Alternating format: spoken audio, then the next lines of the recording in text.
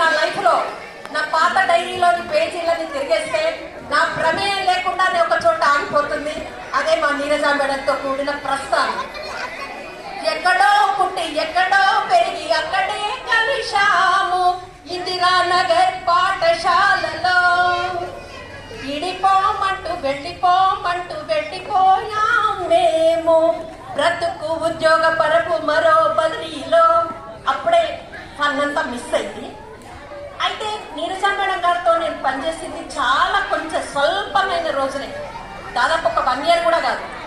కానీ ఏదో చెప్తారు కదా, చిరుకాల పరిచయాలు చిరకాలం ఉంటాయి. కొలీగ్ నీరజ మేడం అయినప్పటికీ పట్టాభిరాములు గారు నాకు భగవంతుడిచ్చిన సోదరులు.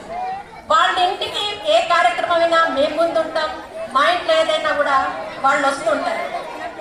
ధన్య అనసూయ గర్భముక్తాఫల మాన్య పోషెట్టి కాంతి నయన తేజఫల. నీరజ మేడం గారి గురించి ఏం చెప్పగలం? పట్టాభిరాములు గారికి హృదయరాణి, శివ అనుషాలకు మాత్రమే కాకుండా ఎంతో మంది విద్యార్థులకు మాతృమూర్తి. అయితే మనం అనుకుంటాం జాతీయ అవార్డో రాష్ట్ర అవార్డో తీసుకుంటేనే ఉద్యోగ పరంలో మనం ఎంతో ఎత్తుకెదగాలని. కానీ నవేడేస్ ఇంత స్ట్రెంత్ ఉన్న టైంలో మొత్తం మన సర్వీస్ ఎలాంటి రిమార్క్స్ లేకుండా కంప్లీట్ చేయడమే ఒక పెద్ద అవార్డు మనకి. అయితే ఈ రోజు కూడా వీళ్ళు ఇంత ఆరోగ్యంగా ఉన్నారంటే బహుశా పక్కన ఉన్న వారి పట్టాభిరాములు గారి గొప్పతనమేనా, లేకపోతే సహనశీలత, స్నేహమై లాంటి మాత్రలు రోజు మింగడమే అనుకుంటున్నాను నేనైతే. నాకు నీరజ మేడం తోటి అప్పుడు నేను వచ్చిన టైంలో నాకు కొంచెం చాలా స్ట్రెస్గా ఉన్నాను. అయినప్పటికీ తను నన్ను చాలా స్వామిగా చూస్తూ ఎప్పుడెప్పుడు ఏ ఏ పాఠాలు చెప్పాలి, చాలా మంచి మార్గదర్శి.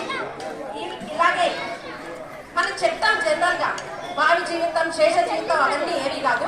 నాకైతే ఇవాళ ఆవిడ చాలా రిలాక్స్గా ఉన్నారు. 60లో 20 వచ్చింది మా అన్నయ్య గారికి, మళ్ళీ ఒక వసంతం వచ్చింది.